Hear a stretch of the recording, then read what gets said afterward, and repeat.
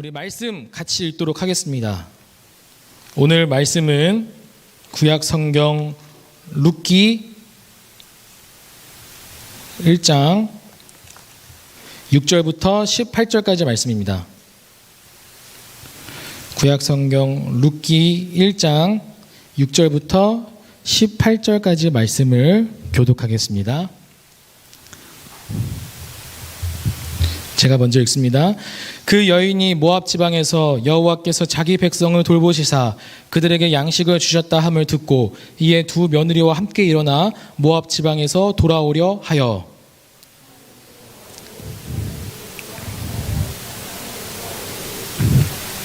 나오미가 두 며느리에게 이르되 너희는 각기 너희 어머니의 집으로 돌아가라. 너희가 죽은 자들과 나를 선대한 것 같이 여호와께서 너희를 선대하시기를 원하며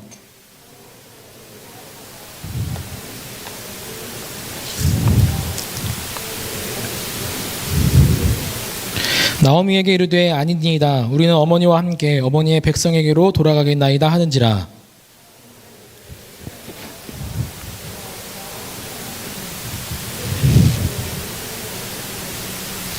내 딸들아 되돌아가라. 나는 늙었으니 남편을 두지 못할지라. 가령 내가 소망이 있다고 말한다든지 오늘 밤에 남편을 두어 아들들을 낳는다 하더라도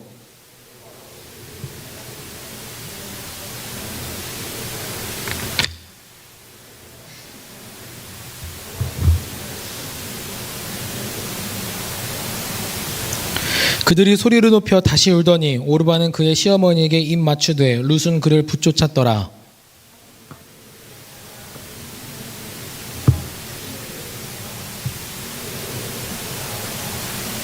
룻이 이르되 내게 어머니를 떠나며 어머니를 따르지 말고 돌아가라. 강권하지 마옵소서. 어머니께서 가시는 곳에 나도 가고 어머니께서 머무시는 곳에서 나도 머물겠나이다. 어머니의 백성이 나의 백성이 되고 어머니의 하나님이 나의 하나님이 되시리니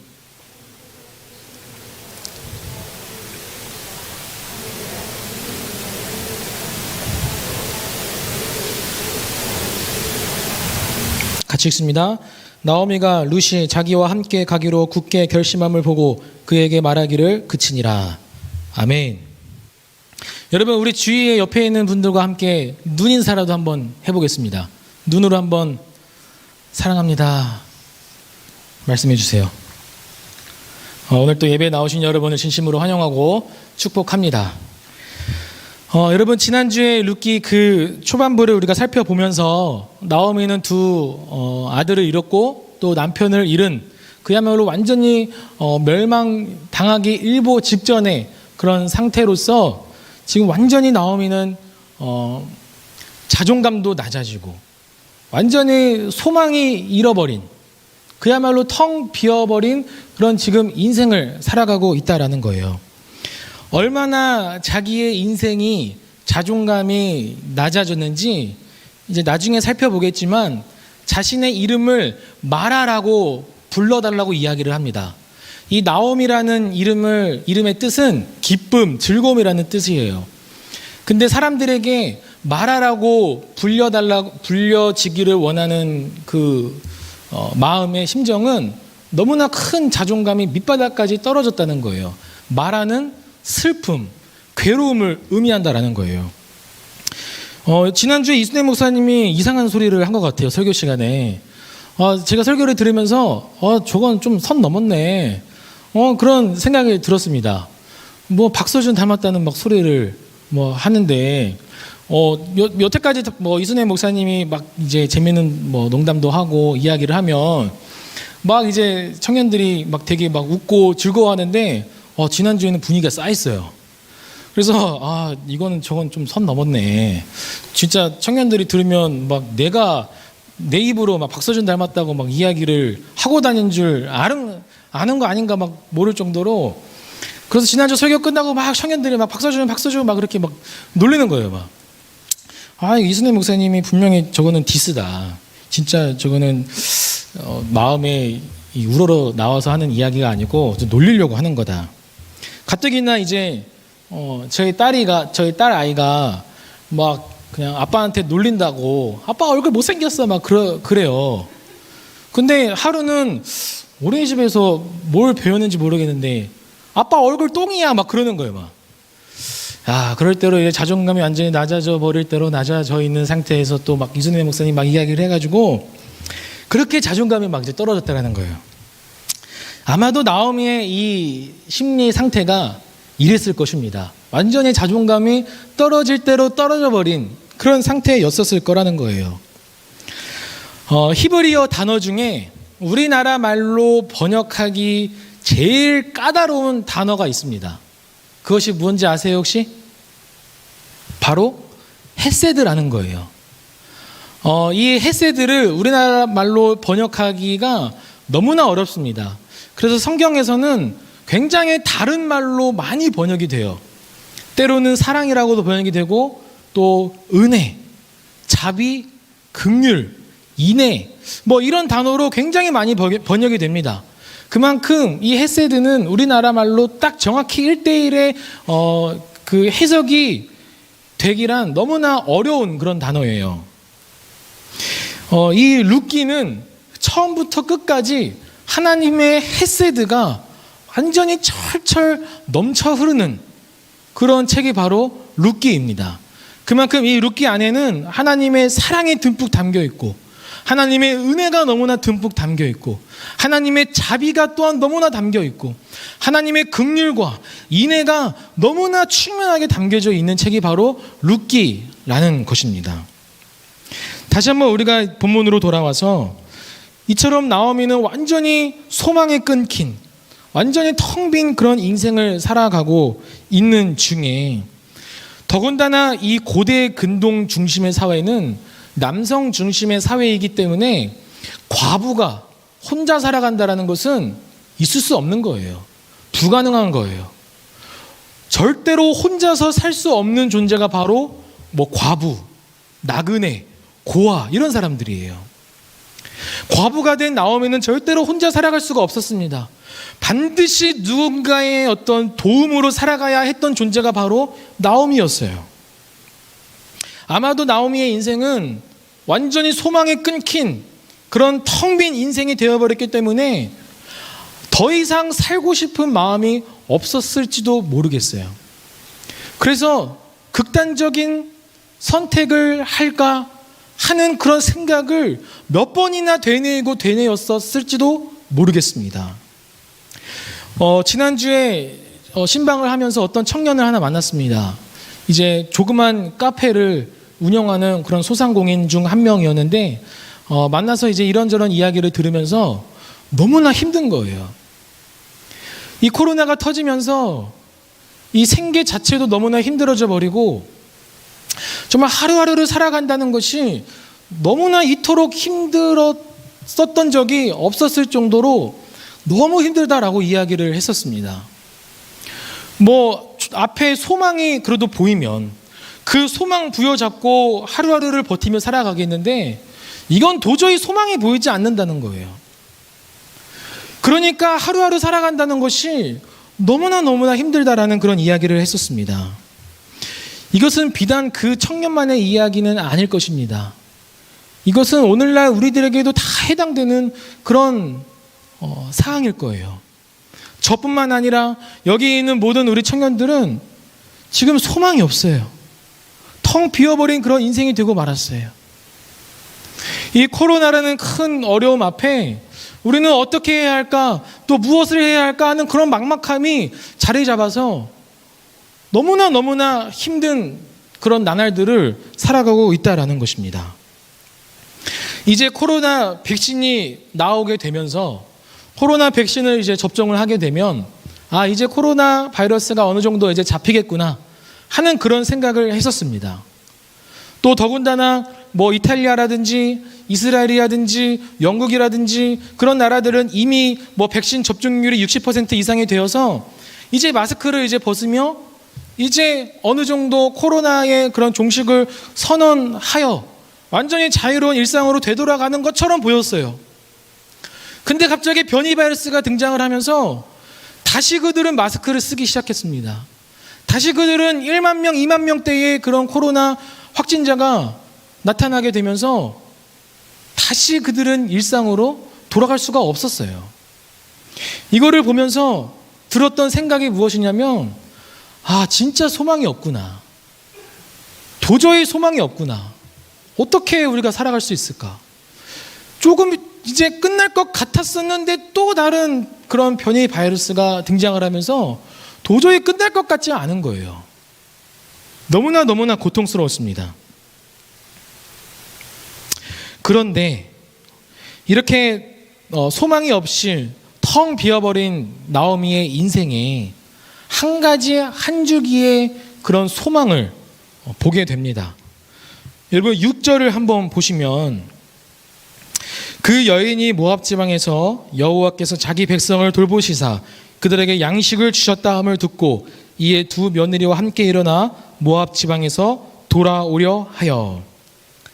지금 나오미가 어떤 소문을 들었냐면 자신의 고향 가나안 땅에 하나님께서 다시 그들에게 양식을 주셨다 하는 그런 소식을 들은 거예요. 이 소식을 들은 나오미의 심정은 어떠했을까요? 여러분 어떠했겠습니까? 아, 살았다. 야, 이제 우리가 돌아가면 되겠구나. 야, 이제 우리가 돌아가서 다시 우리 가정을 한번 회복시켜 보자 하는 그런 마음을 가졌을까요?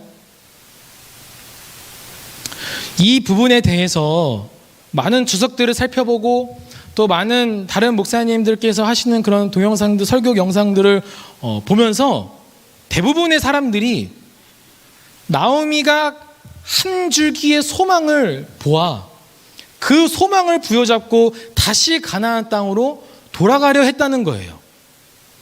여러분 이 부분에 대해서 어떻게 생각하십니까?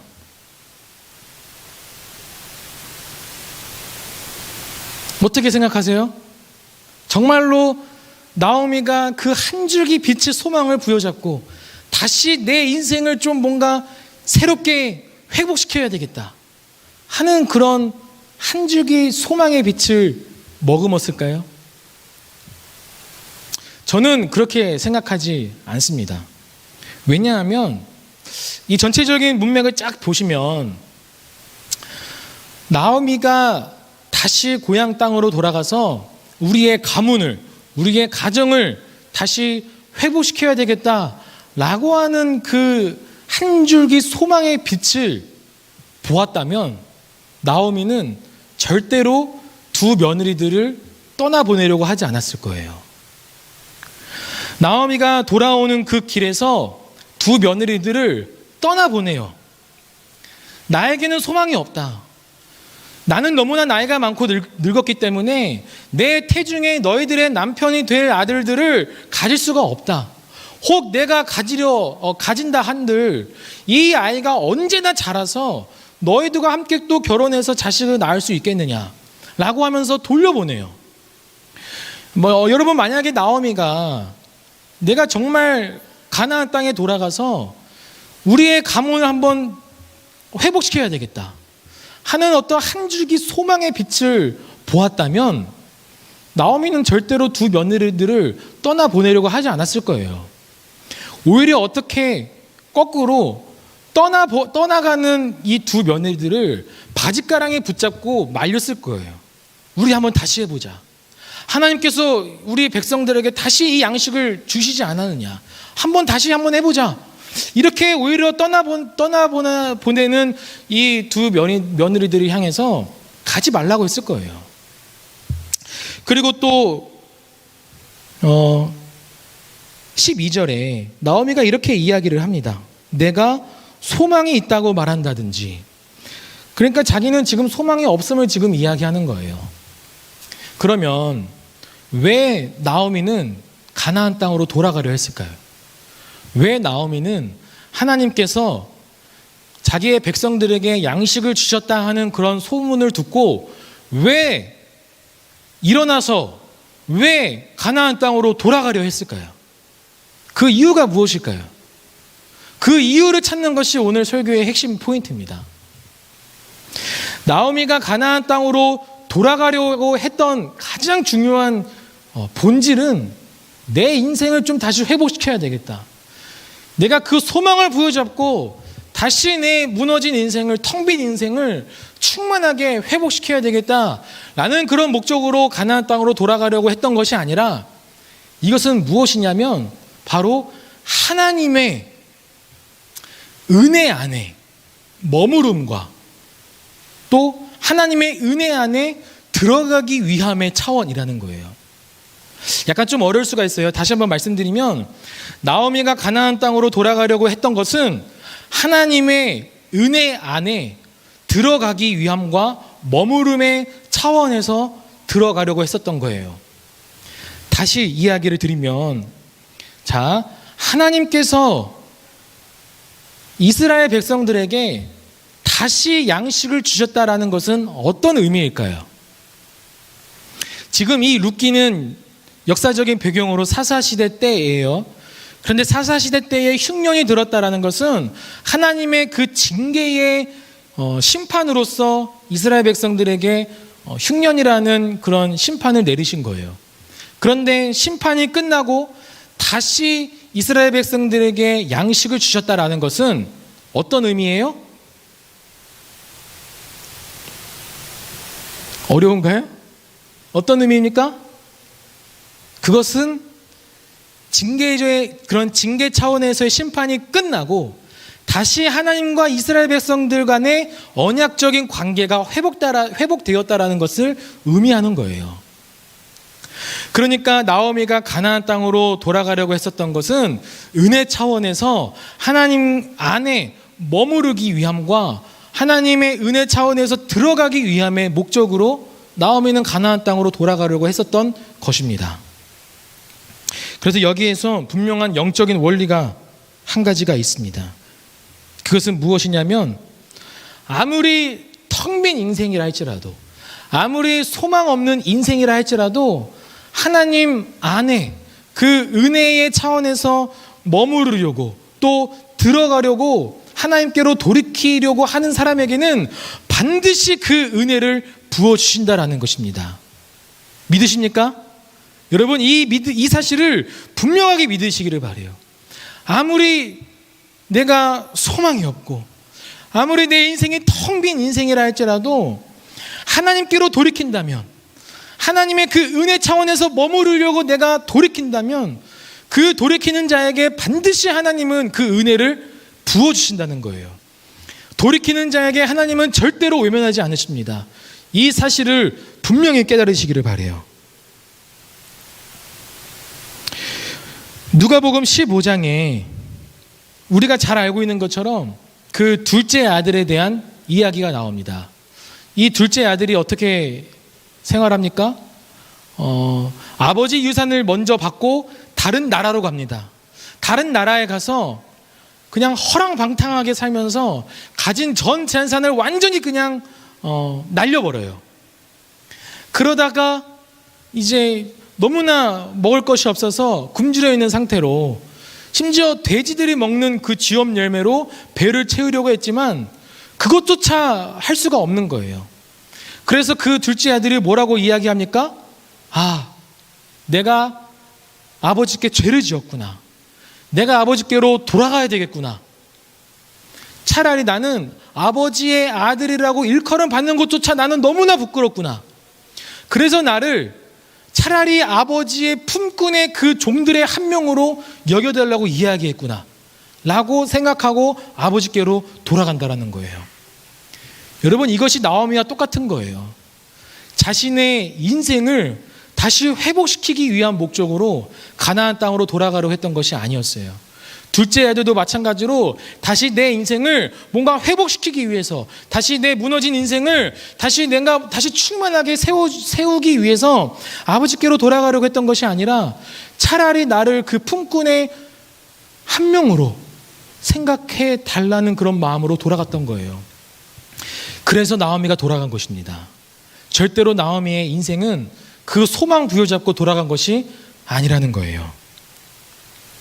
여기에서 한 가지 그 영적인 원리가 우리에게 분명하게 또 말씀하고 있는데, 여러분 그 6절 7절 말씀을 보면 듣다, 돌아오다, 나오다, 이 세 동사가 계속 연이어 이야기를 합니다. 그러니까 나오미의 그 행동 이 변화가 굉장히 지금 스피디하게 아주 빠르게 지금 묘사하고 있는 거예요. 듣다, 돌아오다, 나오다. 이것이 하나님께서 은혜를 베푸시는 그 사람들의 행동 변화의 모습이라는 거예요. 누구는 들어요. 하지만 돌아오지 않아요.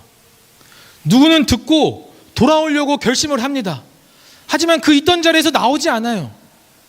이 많은 사람들이 하나님의 은혜를 정말 하나님께서 놀랍도록 부어주시는 그 은혜를 우리가 충만하게 경험하지 못하는 이유는 듣고 나오고, 듣고 돌아오고 이 나오다라는 이 세 가지 행동 그 패턴에 대해서 완전하게 충족하지 못하기 때문이에요. 그래서 이 나오미의 행동 이 변화는 정말로 하나님께서 부어주신 하나님의 그 은혜를 충만하게 누리는 자가 어떠한 자인지를 분명하게 말씀하고 있다는 것입니다. 여러분, 이 말씀을 통해서 여러분의 인생 가운데 소망이 없이 텅 비어버린 그런 인생을 살아가고 있는 그런 청년들이 있다면 여러분, 하나님의 은혜를 사모하시기를 바랍니다. 하나님의 은혜를 갈망하시기를 바라요. 하나님의 은혜를 갈망하는 자에게, 하나님의 은혜를 붙드는 자에게 하나님은 절대로 외면하지 않으십니다. 물이 높은 곳에서 낮은 곳으로 흐르는 것처럼 은혜도 겸손한 마음으로 하나님 앞에 바짝 엎드려서 주님 앞에 나아가는 자에게 반드시 그 은혜를 부어주신다는 거예요. 그런데 그 은혜를 받는 사람의 행동의 패턴은 뭐라고 말씀한다고요? 듣고 소문을 듣든지 하나님의 말씀을 듣든지 그리고 돌아오려고 결심을 하고 실제적으로 내가 있는 곳에서 하나님께로 돌이켜야 하는, 나와야 함은 그것을 우리에게 말씀해 주고 있다는 거예요. 다시 본문으로 돌아와서 오늘 이 본문에는 나오미 말고도 또 다른 두 여인이 등장합니다. 그 두 여인의 이름은 오르바와 룻이에요. 나오미의 며느리들입니다. 사실 소망이 없고 텅 비어버린 인생은 나오미뿐만 아니라 오르바와 룻의 인생도 마찬가지였다라는 거예요. 이 두 사람도 과부의 인생이었어요. 그런데 이제 나오미가 두 며느리들을 떠나보내려고 합니다. 이제 너희들의 나라로 가라. 나에게는 도저히 소망이 없기 때문에 너희들은 너희들의 땅 모압으로 돌아가라 라고 그렇게 이야기를 합니다. 그래서 결국에는 오르바는 돌아가요. 자기의 땅, 자기의 백성들에게로 돌아갑니다. 그런데 룻은 끝까지 남아요. 끝까지 남아서 나오미와 함께 하려고 결심을 하고 결단을 합니다. 그 이야기가 16절부터 17절까지예요. 제가 한번 읽겠습니다. 룻이 이르되 내게 어머니를 떠나며 어머니를 따르지 말고 돌아가라 강권하지 마옵소서. 어머니께서 가시는 곳에 나도 가고 어머니께서 머무시는 곳에서 나도 머물겠나이다. 어머니의 백성이 나의 백성이 되고 어머니의 하나님이 나의 하나님이 되시리니 어머니께서 죽으시는 곳에서 나도 죽어 거기 묻힐 것이라. 만일 내가 죽는 일 외에 어머니를 떠나면 여호와께서 내게 벌을 내리시고 더 내리시기를 원하나이다 하는지라. 여러분, 이 룻의 고백과 결단은 가히 상상을 초월합니다. 너무나 이해할 수 없는 그런 고백이에요. 근데 또 많은 다른 목사님들은 이 본문을 유독 이 5월의 가정의 날에 이 본문을 선택하면서 이 효에 대한 이야기를 많이 한다라는 거예요. 며느리들아 잘 들어라 라고 이야기를 하면서 너의 시어머니들을 끝까지 잘 섬겨라. 너의 시어머니들을 잘 섬기면 복이 올 거다 라는 그런 식으로 막 이런 효에 관한 그런 본문으로 이야기를 한다라는 거예요. 그런데 여러분, 이 본문은 효에 대한 이야기가 아닙니다. 이해할 수 없고 절대 논리적으로 도저히 납득할 수 없는 이 룻의 고백은 과연 어떠한 고백일까요? 이 부분에 대해서 또한 우리에게 말씀하시는 그 세 가지의 그 메시지를 우리에게 말씀해 주고 있습니다. 첫 번째는 소망이 없는 인생. 그러니까 룻도 해당되는 사항이에요. 룻도 마찬가지로 소망이 없는 인생이었어요. 텅 빈 인생이었습니다. 그런 인생을 살아가고 있는 사람들에게 끝까지 하나님을 붙드는 자에게 여전히 하나님께서 그 은혜를 채워주신다라는 것입니다. 즉 지금 룻은 무엇을 고백하고 있는 거냐면 나오미의 하나님, 나오미의 신앙을 붙들고 있는 거예요. 이것을 잘 보여주고 있는 대목이 오르바가 돌아갔다라고 하는 이 표현을 15절에서 그의 신들에게로 돌아갔다라고 이야기를 합니다. 그러니까 룻이 끝까지 남아서 나오미를 쫓아가겠다, 나오미를 붙들겠다라고 하는 이 의미는 나오미의 하나님, 나오미의 신앙을 지금 붙들고 있는 거예요. 첫 번째로 우리에게 말씀하시는 이 메시지는 하나님을 붙드는 자에게 하나님은 반드시 그 은혜를 부어주신다라는 것입니다. 우리의 소망이 없이 우리의 텅 비어버린 인생 가운데 우리가 붙들어야 될 것은 하나님이에요. 여러분은 무엇을 붙들고 있습니까? 돈을 붙들고 있습니까? 명예를 붙들고 있습니까? 내 스펙을 붙들고 있습니까? 내 주위의 사람을 붙들고 있습니까? 내 주위의 상황과 환경을 붙들고 있습니까? 여러분, 그것은 우리의 소망이 될 수가 없어요. 오직 우리의 소망이 되는 것은 하나님뿐입니다. 하나님을 붙드는 자만이 반드시 그 사람에게 은혜를 부어주신다는 거예요. 그 사람에게 텅 빈 인생을 다시 충만하게 채워주실 것이고, 소망이 없는 인생을 반드시 소망 있는 인생으로 바꿔주실 것입니다. 두 번째는 룻이 나오미에게 고백하는 이 고백은 절대로 이해할 수 없는 거예요. 소망이 없는 여인이 소망이 없는 여인을 따라가겠다라고 하는 것은 도저히 이해할 수 없는 거예요. 심지어 이 룻은 모압 여인이에요. 이방 여인입니다. 이방 여인이 다른 타국으로 가겠다라고 하는 것 또한 이해할 수 없는 거예요.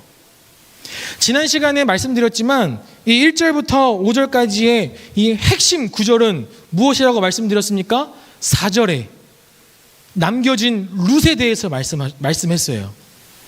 하나님은 나오미의 가정에 남겨놓으신 룻이 있다라고 말씀을 드렸어요. 이 남겨놓으신 룻은 무엇을 의미합니까? 하나님의 은혜를 의미해요. 하나님의 은혜는 이해할 수 없는 거예요. 하나님의 은혜는 도저히 우리의 지성으로는, 이성으로는 납득할 수 없는 거예요. 우리는 사랑할 수 없는 그런 사람인데 하나님은 우리를 사랑하신다라고 말씀하는 것은 이해할 수 없는 거예요. 우리는 자격 없는 사람인데 우리를 자격 있다라고 말씀하시는 것은 이해할 수 없는 거예요. 어떻게 죄인을, 하나님께서 사랑하시는 독생자 예수 그리스도를 우리를 살리시기 위해서 내어주신다라는 것은 도저히 받아들일 수 없는 거예요.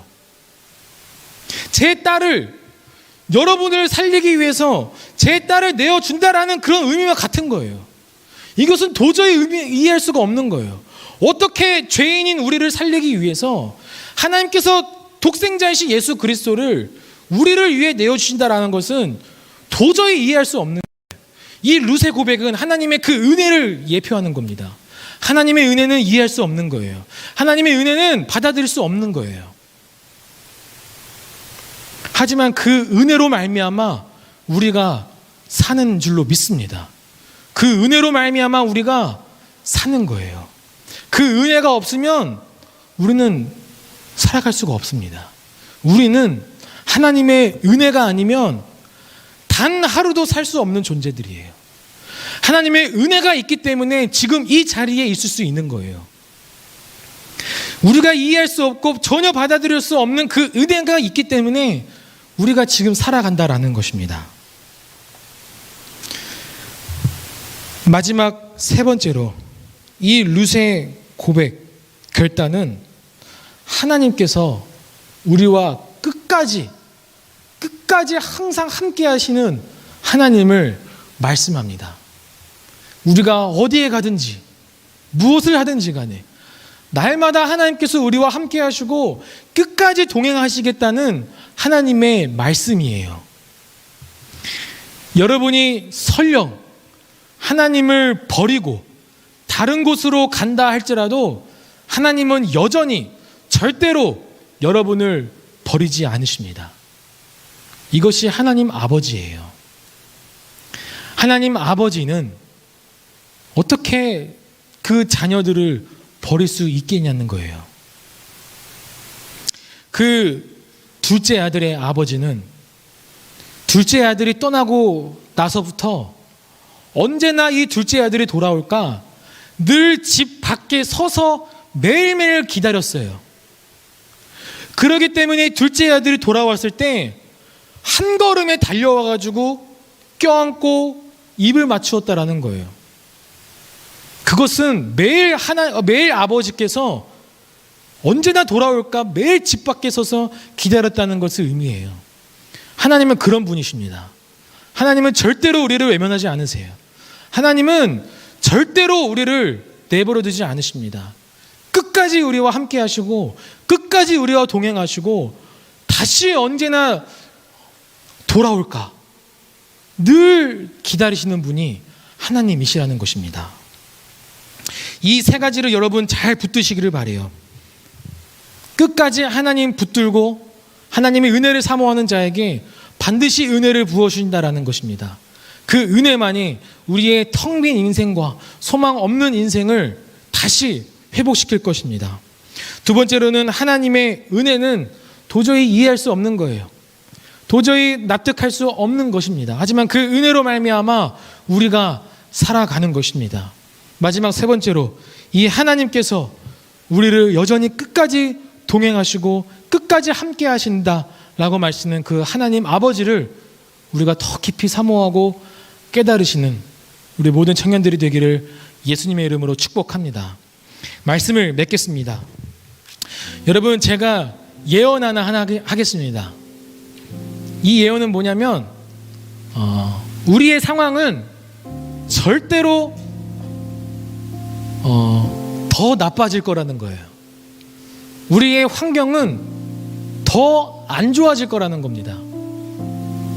여러분, 한번 우리의 인생의 과거를 생각해 보세요. 굉장히 자유로운 그런 일상이었었어요. 근데 언젠가 시간이 지날수록 점점 더 살기 힘들어져요. 이것은 앞으로 우리의 지금 인생도 더 안 좋아질 것 같습니다. 앞으로 무엇을 해야 하나, 어떻게 해야 하나 하는 그런 인생의 막막함으로 또 답답함으로 소망이 없이 텅 비어버린 그런 인생을 살아가고 있는 우리 청년들이 있습니까? 여러분, 그 인생을 어느 누구도 어떤 무엇으로도 채워질 수가 없습니다. 단 한 가지, 그 텅 빈 인생을, 그리고 소망 없는 인생을 다시 회복시켜 주실 분은 오직 예수 그리스도 뿐입니다. 여러분, 이 사실을 반드시 기억하시기를 바랍니다. 반드시 믿으시기를 바랍니다. 그래서 하나님께서 우리에게 베푸시는 그 헤세드, 하나님의 은혜와 사랑과 긍휼과 자비를 베푸시는 그 헤세드를 우리가 바라보며 앞으로 인생은 점점 더 힘들 것이지만 그 헤세드를 붙잡고 하나님의 그 은혜를 붙잡고 살아가는 저와 여러분이 되기를 간절히 소망하고 축복합니다. 그래서 우리가 교회적으로도 우리의 가정적으로도 또 우리의 개인적으로도 우리의 소망 없는 인생이 다시 회복되어 이 소망으로 충만해져 있는, 그리고 텅 빈 인생을 다시 충만하게 채워지는 그런 인생으로 살아가는 우리 모두가 되기를 예수님의 이름으로 축복합니다.